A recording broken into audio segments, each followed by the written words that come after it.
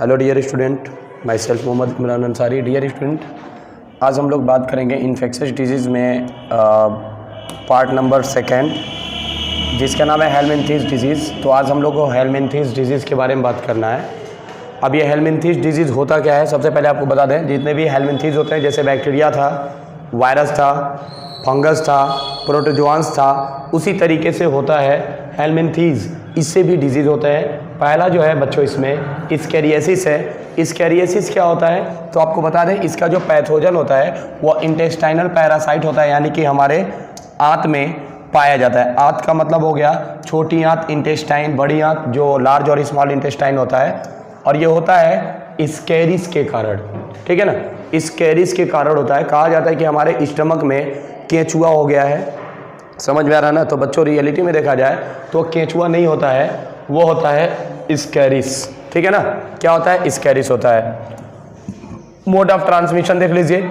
Mode of transmission में देखेंगे तो ये मिट्टी में पाए जाते हैं, पानी में पाए जाते हैं, वेजिटेबल्स में, फ्रूट्स यानी फलों में पाए जाते हैं, और जितने भी कंटामिनेटेड फूड्स होते हैं, वाटर होते हैं, उन सब में होता है। साथ ही साथ ये फेसेस, जो फेसेस का मतलब हो गया जो बेकार का वेस्ट मटेरियल होता है, उसके अंदर भी ये एग्स के रूप में पाए जाते हैं। यानी कि इनके जो फीमेल्स होती हैं वो लाखों से भी ज़्यादा संख्या में अंडों को देती हैं, और ये एक तरह का पैरासाइट होते हैं, यानी हमारे बॉडी के अंदर ये रहते हैं, ठीक है।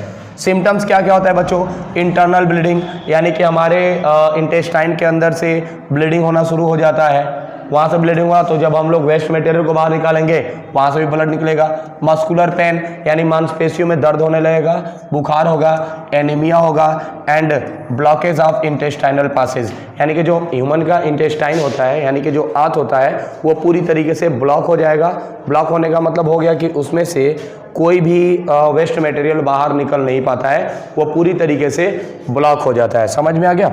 देखिए ये है इस्कैरिस, और इस्कैरिस देखिए ये अर्थवर्म के जैसे ही होते हैं, केंचुआ के जैसे होते हैं। ये हमारे स्मॉल इंटेस्टाइन में रहते हैं और उसको रप्चर्ड करते हैं। इस टाइप से आपको ये दिखाई देंगे। ये इनके एग्स होते हैं, और ये ट्रांसमिट होते हैं वन पर्सन से अनदर पर्सन में, वाटर से, एयर से, वेजिटेबल से, सॉइल से, इन सब से ये ट्रांसमिट होते रहते हैं। नेक्स्ट हम लोग आते हैं और भी इसके बारे में थोड़ा सा जान लिया जाए। देखिए इसका इतना है, इतना बहुत है। इसके बाद से हम लोग आते हैं फाइलेरियोसिस, जिसको बच्चों हम लोग एलिफेंटियोसिस के नाम से भी जानते हैं। हिंदी में इसको हाथी पांव कहा जाता है। और आपको बता दें ये होता है, इसका पैथोजन एक उचेरेरिया बैंक्राफ्टी। देखिए फाइलेरियल वर्म होता है जिसका नाम है उचेरेरिया बैंक्राफ्टी, या डब्लू बैंक्राफ्टी भी कह सकते हो, या डब्लू मेलाई भी कह सकते हो। ये सब इसके वजह से होता है। और इसको ये ट्रांसमिट किससे होता है तो फीमेल क्यूलेक्स मॉस्किटो के काटने के कारण ये डिजीज़ हमको होता है, ठीक है ना। मतलब कि इसका पैथोजन तो ये हो गया, लेकिन लेके कैरियर कौन है? कैरियर है इसका फीमेल क्यूलेक्स मॉस्किटो। अब देखिए सिम्टम्स क्या क्या होता है। सिम्टम्स होता है फाइलेरियल वर्म, ये कहाँ पे रहता है? Lymphatic vessels. Lymphatic vessels usually limbs, lower limbs यानी पैरों में ये ज़्यादा अपना इन्फेक्शन दिखाता है। इट कॉज क्रॉनिक इन्फ्लेमेशन, यानी कि धीरे धीरे हमारा जो नीचे का पार्ट होता है वो फूलने लगता है, लाइक एज दिस, ठीक है ना, of the organ in which they live for many years. और ये कई सालों तक रहते हैं। लिम्स एंड जेनाइटल ऑर्गन में भी डिफॉर्म, यानी कि पूरी तरीके से वो बेकार हो जाता है। समझ में आ गया? और बहुत ज़्यादा पैर फूल जाता है। इसको हाथी पाँव भी कहा जाता है। ये है वाउचेरिया बैंक्राफ्टी, इस टाइप से।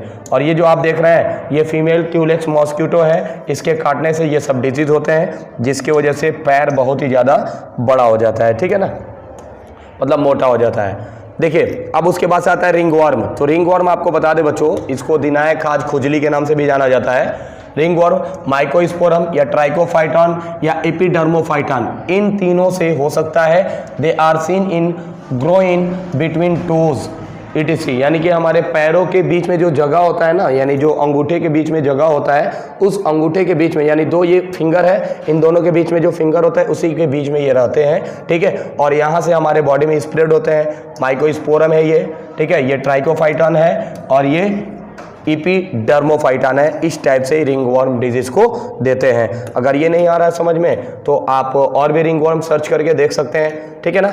देखिए रिंगवर्म में देख सकते हैं इस टाइप से भी डिजीज होते हैं, ऐसे रिंगवर्म में हो जाता है। जैसे इसमें क्या है, देखिए अभी मैंने आपको बताया है कि माइकोस्पोरम, ट्राइकोफाइटॉन, एपिडर्मोफाइटॉन, ये सब क्या होते हैं?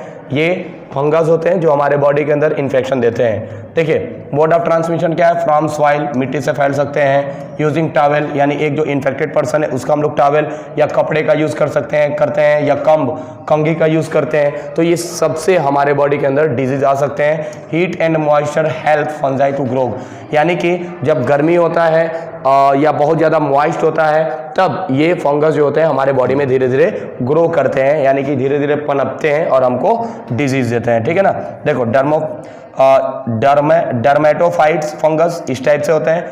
नॉट वॉशिंग हैंड, समझ में आ रहा, हाथ ना धोने की वजह से, समझ में आ रहा है ना, या क्लोज टू इन्फेक्टेड पर्सन या स्किन के कांटेक्ट होने आने की वजह से ये सभी डिजीज होते हैं अगर किसी इन्फेक्टेड पर्सन को हुआ है तब। नेक्स्ट हम लोग आते हैं, नेक्स्ट डिजीज की तरफ हम लोग आते हैं। अब हमारा जो डिजीज है अभी रिंगवर्म ही है, आप लोग समझ ही गए होंगे। सिम्टम्स क्या होता है, ड्राई स्केली लीजन, यानी छोटे छोटे इस टाइप से धब्बे बनने लगते हैं, स्किन पर देख रहे हैं ना इस टाइप से बनने लगते हैं, नाखून में धब्बे बनने लगते हैं छोटे छोटे और खुजली होने लगता है। ठीक है, इंटेंस इचिंग और बहुत ज़्यादा खुजली होता है। ठीक है बच्चों, अब आते हैं हम लोग prevention and control of diseases, यानी कि सभी डिजीज से किस तरीके से हम लोग बचा जाए इसके बारे में हम लोग देखेंगे। तो पर्सनल हाइजीन सबसे पहले देखेंगे। कीप द बॉडी क्लीन, यानी अपने पूरे बॉडी को साफ सुथरा रखना चाहिए। Use clean drinking water and food, यानी कि क्लीन वाटर का यानी पीने के लिए साफ सुथरे पानी और साफ सुथरे भोजन का यूज़ करना चाहिए। ठीक है ना, गंदा खाना या गंदा पानी नहीं पीना चाहिए। ठीक है, फिर देखिए प्रिवेंशन एंड कंट्रोल में और हम लोग पढ़ेंगे पब्लिक हाइजीन में क्या है, proper disposal of waste and extra, यानी कि जो बेकार का मटेरियल है उसको हटा देना चाहिए, आप जो बेकार का सामग्री है उसको हटा देना चाहिए। पीरियोडिक क्लीनिंग, यानी हमेशा हर टाइम उसको साफ करना चाहिए, अपने आसपास के सभी चीज़ों को साफ रखना चाहिए, पानी को जमा होने से रोकना चाहिए। समझ में आ रहा है ना, जितने भी बेकार के मटेरियल है सबसे बचना चाहिए। ये सब इसके कंट्रोल है, आप इसको देख सकते हैं। ठीक है ना, अब देखिए कंट्रोल एलिमिनेशन ऑफ वेक्टर, जैसे मॉस्किटो को पनपने से रोका जाता है। जैसे क्या है, यहाँ भी मॉस्किटो पनप सकते हैं, देख रहे हैं ये सब कंटामिनेटेड एरिया है, कंटामिनेटेड एरिया है, ये भी कंटामिनेटेड एरिया है, ये सब कंटामिनेटेड एरिया है। ठीक है ना, अगर ऐसा आपको पानी में दिखाई दे तो वहाँ पे केरोसिन ऑयल को ले जाके छिड़क देना चाहिए, DDT का छिड़काव कर देना चाहिए, इसे अवॉइड करना चाहिए, बचना चाहिए।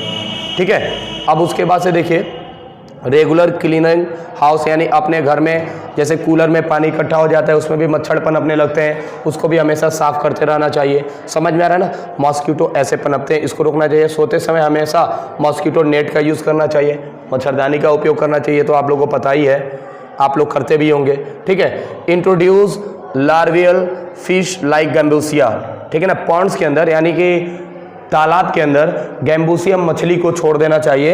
इससे क्या होता है, वो छोटे छोटे मच्छर के जो लार्वा होते हैं ना उनको खा जाते हैं। समझ में आ गया, गोपी और गैम्बूसिया ये सब मछली होते हैं जो छोटे छोटे लार्वा को खा जाते हैं। स्प्रेइंग इंसेक्टिसाइड, हमेशा इंसेक्टिसाइड पेस्टिसाइड का यूज़ करना चाहिए जिसकी वजह से क्लीन होता रहे पूरा का पूरा पानी, हर चीज़ सब क्लियर करना चाहिए। ठीक है, नेक्स्ट हम लोग देखेंगे provide doors and Windows with wire mesh, यानी कि हवादार खिड़की का उपयोग ना करके आप पूरी तरीके से उसको बंद कर दीजिए चारों तरफ से। अब देखिए these precaution can avoid vectors burn disease like malaria, हम लोग इतना करके मलेरिया से बच सकते हैं, फाइलेरिया से बच सकते हैं, डेंगू से बच सकते हैं और चिकनगुनिया से भी बच सकते हैं, इसको याद रखिएगा।